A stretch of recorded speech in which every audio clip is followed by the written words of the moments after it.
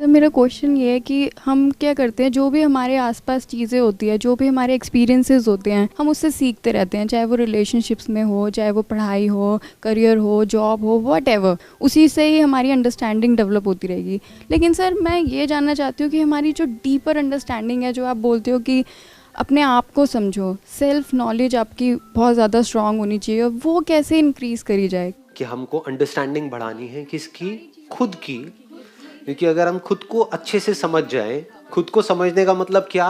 खुद की बॉडी को अच्छे से समझ लेना, खुद के माइंड को अच्छे से समझ लेना। माइंड में क्या क्या आ गया? थॉट्स आ गए, फीलिंग्स आ गई, इमोशंस आ गए। और ये समझना कि हमारे थॉट्स, हमारी फीलिंग्स, हमारे इमोशंस बाहर दुनिया के कंट्रोल में है या हमारे अपने कंट्रोल में है। दुनिया के कंट्रोल में है तब आप कुछ नहीं कर सकते। तब आप क्या करोगे? एक नाकाम कोशिश करोगे दुनिया को बदलने की, सामने वाले को चेंज करने की। और जितनी कोशिश करोगे उसको उतना ही गुस्सा आएगा, क्योंकि कोई बदलना नहीं चाहता। अब आपने जो बात कही है कि भाई हम अपनी लाइफ के एक्सपीरियंसेस से सीखते हैं, क्या हम एक्चुअल में सीखते हैं?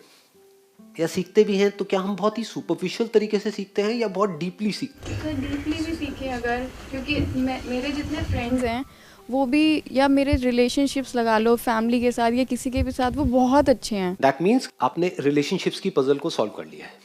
कैसे किया है? नॉलेज से ही सर, कि सामने वाले को पहले देखो। आपने एक वर्ड यूज किया, नॉलेज से। क्या आपने नॉलेज से अपनी रिलेशनशिप्स को ठीक किया या एक्सपीरियंस से? Experience plus knowledge. एक मिनट, इसको ध्यान से समझना। Knowledge is something which is there in books. क्या बुक्स को पढ़ के रिलेशनशिप्स ठीक होती हैं? नहीं। तो पहले हमको नॉलेज और एक्सपीरियंस में फर्क समझना है। तो आपने किससे सीखा? नॉलेज से नहीं सीखा, आपने मुझसे नहीं सीखा, आपने कहीं से पढ़ करके कुछ अपनी मेमोरी में फीड नहीं किया और उसको करने की कोशिश नहीं करी। आपने रिलेशनशिप में कुछ गलतियां करी, कुछ सही किया और दोनों से सीख लिया। तो आपको समझ आया कि कैसे बैलेंस मेंटेन करते हैं एक रिलेशनशिप में। कि सामने वाला पर्सन अगर हमारे पास आया है तो बैठ करके आराम से उसकी बात समझने से, उसको समझने से, अपने आप को उसकी जगह रख करके देखने से रिलेशनशिप अच्छी होती है। ये बात आपको समझ आ गई है? बहुत लोगों को नहीं आई है। जिस दिन आपने अपनी लाइफ के जो एक्सपीरियंसेस हैं उससे सीखना शुरू कर दिया, उस दिन आपने एक्चुअल में ग्रो करना शुरू कर दिया। अच्छे और बुरे दोनों से ही। हर एक्सपीरियंस से, जो भी कुछ आपके साथ हो रहा है बाहर या आपके अपने अंदर माइंड में, उससे भी हम कुछ सीखते चले जा रहे हैं। तो लाइफ की कुछ बहुत बेसिक सी चीजें हैं जो लोग नहीं समझ पाते हैं। अगर वो समझने लग जाए तो उसी को डीपर अंडरस्टैंडिंग बोलते हैं। तो अगर आप डीपली लाइफ को समझ करके अपनी रिलेशनशिप्स को ठीक कर सकते हो, तो डीपली लाइफ को समझ करके फाइनेंशियली भी अपने आप को स्टेबल कर सकते हो। वो आप कर चुके हो ऑलरेडी। सर मैं सीए कर रही हूँ और मैं साथ में अपना पार्ट टाइम काम भी करती हूँ, तो मैं कभी अपने पेरेंट्स से पैसे नहीं मांगती। इन द सेंस कि आप इंडिपेंडेंट हो फाइनेंशियली, राइट? तो फाइनेंशियली भी आपने अपनी लाइफ को अच्छे से बैलेंस कर लिया है, डिजाइन कर लिया है। हेल्थ को भी, मैं योगा करती हूँ। डेली करते हो आप योगा, तो हेल्थ वाइज भी आपने अपनी लाइफ को बैलेंस कर लिया है। अगर हम अपनी हेल्थ को अच्छे से बैलेंस नहीं कर पा रहे हैं, which is more important than anything else in this world. सारी बातें आपको समझ आ गई लेकिन हेल्थ की धज्जियां उड़ी हुई है, क्या करोगे इन बातों का? तो जो आदमी अपनी हेल्थ को बैलेंस नहीं कर पा रहा, जो आदमी अपनी वेल्थ को बैलेंस नहीं कर पा रहा, पैसा तो चाहिए ना यहाँ पे सर्वाइव करने के लिए, नहीं चाहिए? जेबें खाली हैं लेकिन बात कर रहे हैं मेडिटेशन की, क्या होगा ऐसे आदमी का? हेल्थ की धज्जियां उड़ी हुई है, बात कर रहे हैं मेडिटेशन की। रिलेशनशिप्स निभाई नहीं जा रही है, बात कर रहे हैं खुशी की।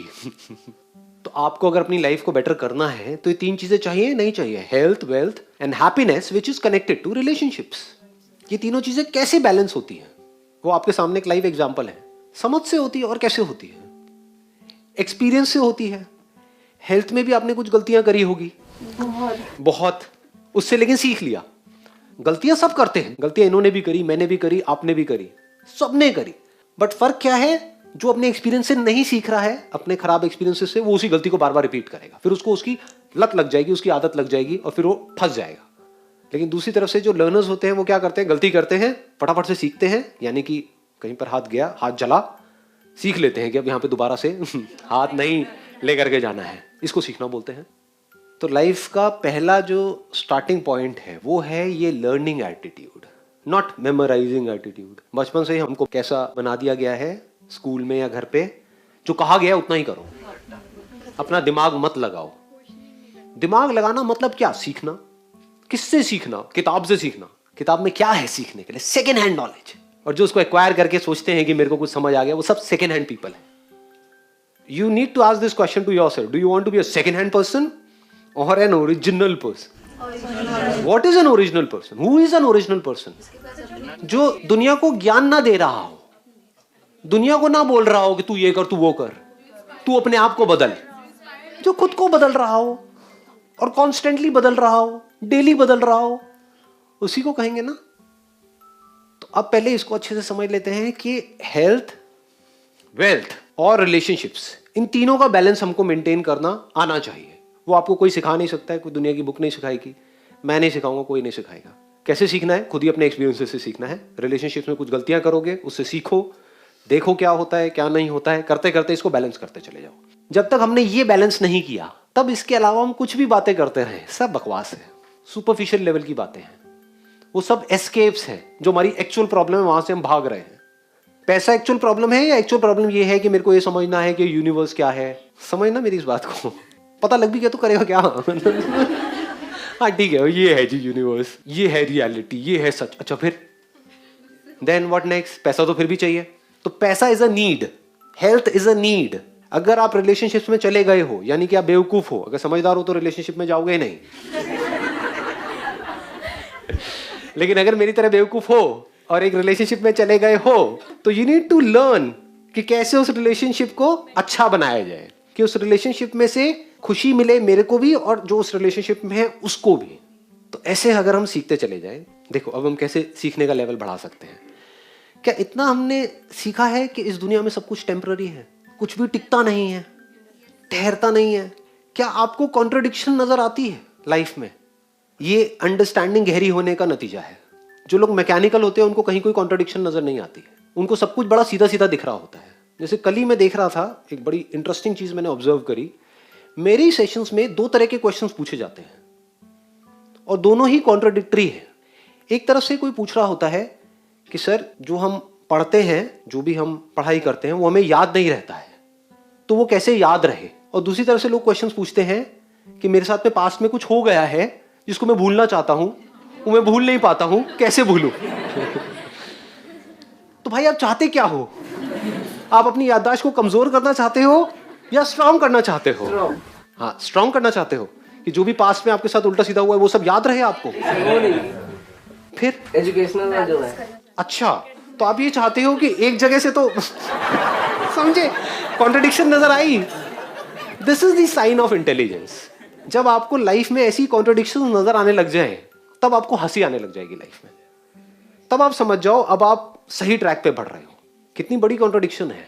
एक तरफ से आप चाहते हो कि मेरा ध्यान लगे, जिस काम में मैं चाहता हूं उस काम में मेरा ध्यान लग जाए। दूसरी तरफ से आप क्या चाहते हो कि ये जो अंदर चल रहा है वहां से ध्यान हट जाए। दोनों एक साथ कैसे हो सकता है? तो क्या ये जो भूलने वाली क्वालिटी है कि हम भूल जाते हैं, ये हमारे लिए अच्छी है या बुरी है? बाय नेचर हम कैसे हैं? मतलब हमको चीजें याद रहती हैं या हम भूल जाते हैं? ध्यान से तो हमने पढ़ाई को भी देखा होता है, कुछ याद है क्या? 12 साल में इतना कुछ ध्यान से 50-50 बार रिपीट किया है, रट्टा मारा है, सब भूले पड़े हैं, सब भूल गए। तो ये जो भूलने की पावर है हमारे अंदर, this power to forget, is it a good power और a bad power? It is neither good nor bad. समझे? इसको अंडरस्टैंडिंग बोलते हैं। आप किसी के साथ रिलेशनशिप में हो और एकदम से भूल गए, सुबह उठे और एकदम सब भूल गए। कौन हो बहन जी? आप मेरे साथ में क्या कर रही हो? भूल गए। अच्छा है। I lost my father in 2014, तो अभी उनकी कुछ अच्छी मेमोरीज में याद करती हूँ, बट उसके साथ साथ जो हॉस्पिटल में क्या हुआ वो साथ में चलता है। तो अगर मैं कुछ करना चाहती तो कुछ कंसंट्रेट नहीं कर पाती। वो गुड मेमोरीज में को याद करने में भी प्रॉब्लम होती, तो मैं उससे जाना ही नहीं चाहती। प्रॉब्लम क्या है? ये अच्छा और बुरा याद आना या ये चाहना कि मुझे बुरा याद ना आए और अच्छा याद आए? हमारी ये चाहत ही गलत है। आप ये चाहते हो कि मैं ये बटन दबाऊं, टेलीविजन ऑन हो जाए, इस पे व्हाइट कलर्स मुझे अच्छे लगते हैं, तो व्हाइट कलर तो आए, ब्लैक ना आए। ऐसा हो सकता है? टेलीविजन ऑन होगा तो दोनों आ जाएगा। ये ब्लैक और व्हाइट एक दूसरे के पीछे है। बिना ब्लैक के व्हाइट कहां है और बिना व्हाइट के ब्लैक कहां है? व्हाइट को देखने के लिए पीछे ब्लैक का बैकग्राउंड होना चाहिए। अगर सिर्फ व्हाइट ही व्हाइट हो तो व्हाइट नजर नहीं आएगा, वहां पे सिर्फ स्पेस नजर आएगी। व्हाइट कलर भी अगर आपको देखना है तो पीछे ब्लैक चाहिए। उसके अगेंस्ट में आप वाइट देख सकते हो। ये ज्यादा टेक्निकल हो गया। तो अगर ऐसे हम समझ जाएं तो हम जो भी गलत चाह रहे हैं वो चाहना बंद कर देंगे। जैसे ही गलत चाहना बंद कर देंगे दुख होना बंद हो जाएगा, प्रॉब्लम सॉल्व। ये एक्चुअल सॉल्यूशन है। हम कैसे प्रॉब्लम को सॉल्व करना चाह रहे हैं, जैसे सब कर रहे हैं। कैसे? नेगेटिव थॉट्स बहुत आते हैं, ये पॉजिटिव थॉट्स के ऊपर बुक्स पढ़ लो। नेगेटिव थॉट्स बहुत आते हैं, घर वाले आकर के सलाह देंगे, अरे क्यों नेगेटिव सोच रहे हो, तू बड़ा नेगेटिव सोचती है। उनको बोला एक बार जरा अपने ब्रेन के अंदर झांक के दिखाना, मेरे को जरा दिखाना आपके ब्रेन के अंदर क्या क्या चलता है। सबकी ब्रेन के अंदर जो जो चल रहा होता है, आपकी, आपके घर वालों की, ऐसे लोग जिनकी आप बहुत रिस्पेक्ट करते हो, आपके फादर, आपकी मदर, आपके पेरेंट्स, कोई भी इंसान, उनकी ब्रेन में जो एक्चुअल में चल रहा होता है अंदर, जो वो सोच रहे होते हैं, अगर उसको टेलीकास्ट कर दिया जाए ना टीवी चैनल के ऊपर, अगले दिन सुसाइड करेंगे वो सारे के सारे। तो इससे क्या समझ आ रहा है?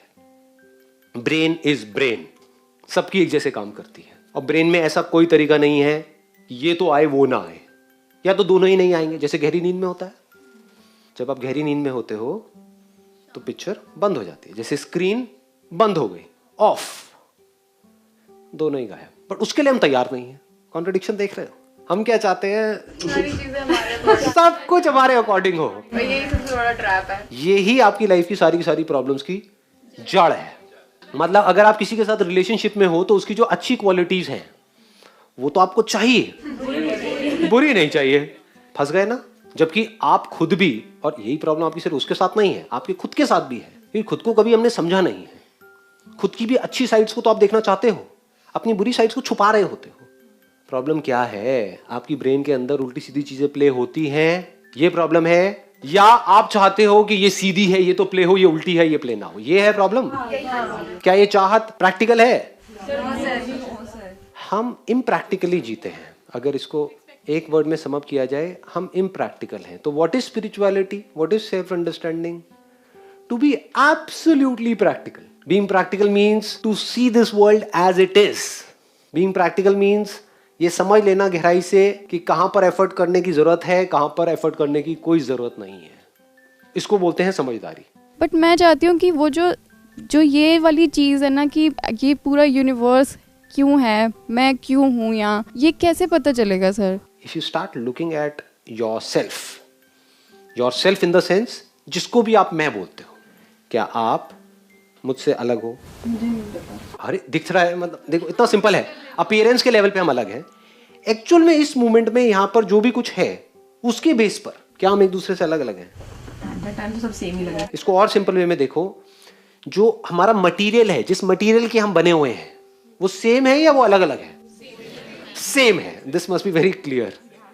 पानी सिमिलर नहीं है आपकी बॉडी का और मेरी बॉडी का, सेम है। वही ब्रेथ इधर आ रही है, वही ब्रेथ इधर आ रही है। It is same, it is not similar. जो स्पेस है इस बॉडी के अंदर और आपकी बॉडी के अंदर, वो सिमिलर है या सेम है? तो सब कुछ तो सेम है, अलग है क्या? सिर्फ हम सोच सकते हैं कि हम एक दूसरे से अलग अलग हैं, अलग हो नहीं सकते। अगर आप ध्यान से देखोगे कहीं पे जा करके किसी नदी में या कहीं पर भी, तो पानी के बुलबुले भी हैं, झाग भी है, लहर भी है। लहरें एक दूसरे में अलग अलग भी है, कोई बड़ी लहर है, कोई छोटी लहर है। एक एंगल से देखोगे तो सब एक दूसरे से अलग है। That is from the appearance point of view. दिखने में एक दूसरे से अलग अलग है, कोई बड़ी है कोई छोटी है। दूसरा एंगल क्या है देखने का? From the substance point of view, वो सेम है। It is not similar, it is same. तो ये दो अलग अलग नजर होती है इस दुनिया को देखने की। जो सेल्फ इंक्वायरी की शुरुआत होती है वो होती है सब्सटेंस पॉइंट ऑफ व्यू से।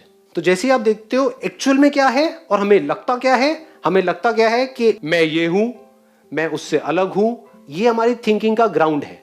ये जड़ी ऐसी है कि यहां पे आप खुश हो ही नहीं सकते मरते दम तक। यहां पे लड़ाई झगड़े भी होंगे, स्ट्रगल भी रहेगी, डर भी रहेगा, पता नहीं क्या क्या रहेगा। ये है एक्शन की दुनिया। एक दुनिया आती है थिंकिंग की दुनिया। बैठे हो अकेले में, वो सोच रहे हो, वहां पर आपकी नजर कहां है? सब्सटेंस की तरह। ये जो ऊपर ऊपर से दिख रहा है वहां से ध्यान हटा के एक बार एक्चुअल में देखता हूं कि क्या है। तो एक्चुअल में जब आप देखते हो तो आपको सिर्फ एक ही सब्सटेंस नजर आता है चारों तरफ, और वो सब्सटेंस आपसे अलग नहीं होता है, वो आप ही होते हैं।